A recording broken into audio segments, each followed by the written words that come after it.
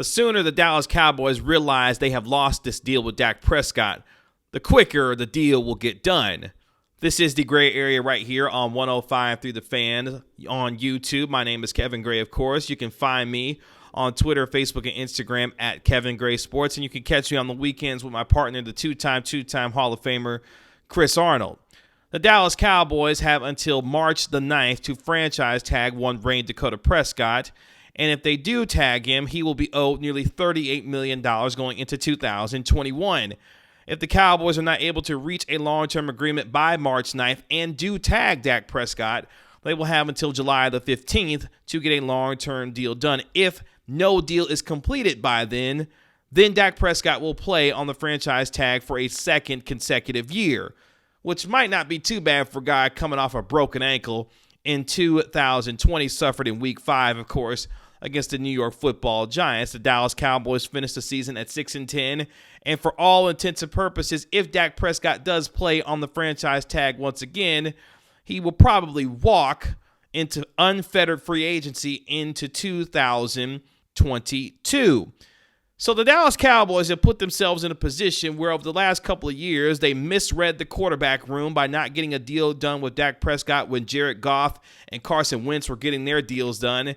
And then last year, still not getting a deal done with Dak Prescott. Now saw guys like Deshaun Watson and others get their new deals done. And now other quarterbacks such as Lamar Jackson are in the middle of contract negotiations themselves with the Baltimore Ravens. But at the same time, all of this has culminated into a franchise-altering moment for the Dak Prescott-led Dallas Cowboys. And for Jerry and Stephen Jones, they've lost this deal. We've seen them cave to guys like Ezekiel Elliott. We've seen them cave to guys like DeMarcus Lawrence. And yet this is the player that they decide to play hardball with. I know quarterback deals are complicated, and we've heard reports from the NFL Network's Jane Slater about the idea that Dak wants to ensure that the Cowboys respect him when it comes to any kind of contract offer that is made, while the Cowboys, of course, have continued to put forward the idea that they want to try to get a deal done that is more friendly to their liking, to lower the salary cap number, to have the kind of room and flexibility to build around Dak Prescott, and more importantly, complete this entire football team to give them a chance to compete in what should be a very down NFC East in 2021. But more so than anything, the Dak Prescott, Jerry Jones, Stephen Jones marriage may not be lasting as long as we may think. This is a quarterback who has found his voice, a quarterback who understands the business of the NFL and understands at this particular point he has all the leverage here. And the Dak Prescott situation for the Dallas Cowboys is one that no team should find themselves in when they were the ones themselves that were able to use a fourth-round draft pick on a guy who has turned himself into a top 8 quarterback in the National Football League. And now you get to a deal where the question that Jerry and Stephen Jones and what they have to pose to Todd France and Dak Prescott is this: what kind of deal is going to get Dak Prescott to forego a $38 million franchise tag, a $54 million franchise tag in 2022, and essentially collect 3 years at about $124 million in order to give up free agency going into 2022? That question has not been adequately answered yet by the Dallas Cowboys based on what we know so far. And the thing with all of this Russell Wilson to the Cowboys and Dak Prescott not getting a long-term deal done, it distracts from the bigger narrative of what's going on here.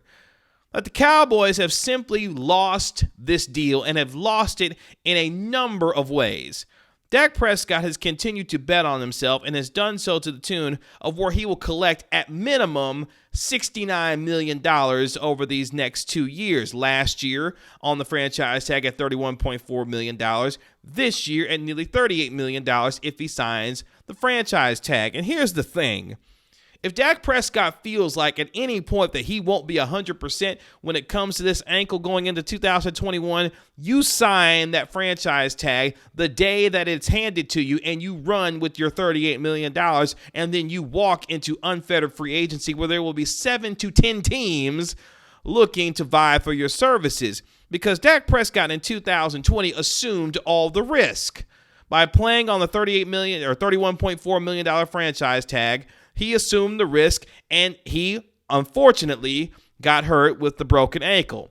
Now, for the Dallas Cowboys, Dak Prescott needs to ensure in this deal that the Cowboys assume the risk, whether it be a large signing bonus, whether it be being able to find a way to get him the 3 or 4 years that he's looking for, because he has done all the betting and all the winning on himself, even with the free agency that's impending for him if he decides to go that route in 2022, because we are at the point, obviously, where if you're Dak Prescott, you may be thinking, I may just play this Kirk Cousins thing, where I sign and play on the franchise tag and then walk into unfettered free agency with a slew of teams looking to potentially pay me. But I wonder if there's one deal that could get the Dallas Cowboys and Dak Prescott to bite. It's a little bit unconventional. It's something that isn't necessarily talked about given the punishing nature of what football is. But I wonder, what if Dak Prescott approached the Dallas Cowboys and said, you know what? I'm on a 2-year deal at $40 million a year, $80+ million guaranteed, and we have an opportunity. If you don't feel like I'm the guy, just sign me for a couple of years. Or in my case, the way if I'm Dak Prescott thinking about it, 2 years, $80 million guaranteed, $40 million 1 year, $40 million the next. I have another slice at the free agency apple. That's the business sense that maybe Dak Prescott goes. Just another way of thinking about the LeBron James type deal, the Kawhi Leonards of the world, how the NBA superstars contract themselves in particular contract structures. Well, you say, Kevin, that's ridiculous. The Cowboys wouldn't go for that. Dak Prescott shouldn't go for that either, because you need long-term financial security playing the punishing game that is the National Football League. Okay, well, yeah, that makes sense.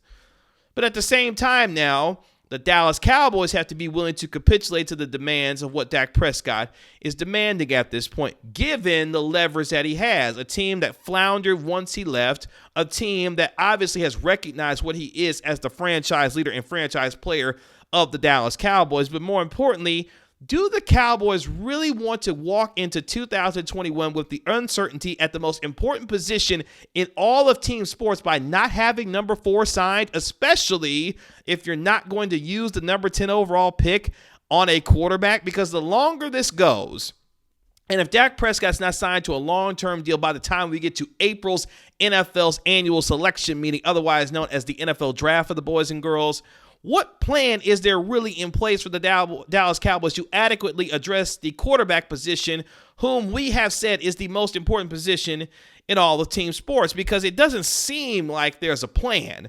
Because if you get to the draft and you don't have Dak Prescott signed, what are you going to do? Sign Andy Dalton, have a chance to bring him back on another 1-year deal and try to go and get another quarterback and let Dak Prescott walk in the free agency because you don't feel like the quarterback market that's screaming at you that he's a $40 million player is something that you're not willing to go to? If that's not your plan, you need to sign Dak Prescott, because regardless of how you may feel about him, this is a player based on the market and based on the production that he has placed himself in this market. He's a $40 million quarterback, and that's the reality of it. Russell Wilson, the pipe dream that is Russell Wilson at 32 years of age, yeah, it would be cheaper for any team to trade him, but the Seattle Seahawks were not going to trade a quarterback in the NFC, take on money to have to pay in order to ship out Russell Wilson, and think that that would be a good idea to bring in a player who would be essentially on a 1-year deal on a franchise tag and then have to pay him on top of that if they decide to keep him. It would be extremely cost prohibitive for the Seattle Seahawks to do such a deal. So, of course, they wouldn't trade for one reign Dakota Prescott, which gets us back to the Dallas Cowboys. It's time to get a deal done. It's been time for the Cowboys and Dak Prescott to get a deal done. But until the Dallas Cowboys understand that they have lost this negotiation, the quicker that Jerry and Stephen Jones and Todd France can get themselves together, and the talks have been characterized as much better. Talks progressing, we've heard from multiple reports. The tone and tenor of these contract negotiations or talks, whatever you want to call them, seem to be much better than the contentious ones apparently that took place a year ago. But at the same time, until the Cowboys get this deal done, they really can't make the kinds of moves in free agency that they need to in order to put themselves in a position to compete seriously for an NFC championship in 2021. And it all starts and ends with a guy who's bet on himself through the first 5 years of his career and put himself in a position to walk into unfettered free agency in the prime of his career at the age of 28, 29 years old, and be able to have the kinds of suitors that will allow him to bank the way that a guy like Kirk Cousins did with the Minnesota Vikings. We will see if the Dallas Cowboys, Dak Prescott, Todd France, and all of these parties can get the one thing done that they haven't been able to do now for going on near 3 years. Sign the guy that you believed in when you took him as a fourth-round pick in 2016 and prove to yourself, to your team, and to your fan base that you didn't misread the room again. You can find me on Twitter, Facebook, and Instagram at Kevin Gray Sports. Be sure to subscribe to the 105.3 The Fan YouTube channel by clicking on that subscribe button and catch me on the weekends with my partner, the two-time Hall of Famer, Chris Arnold. This has been another episode of The Gray Area. We'll talk to you later. Peace.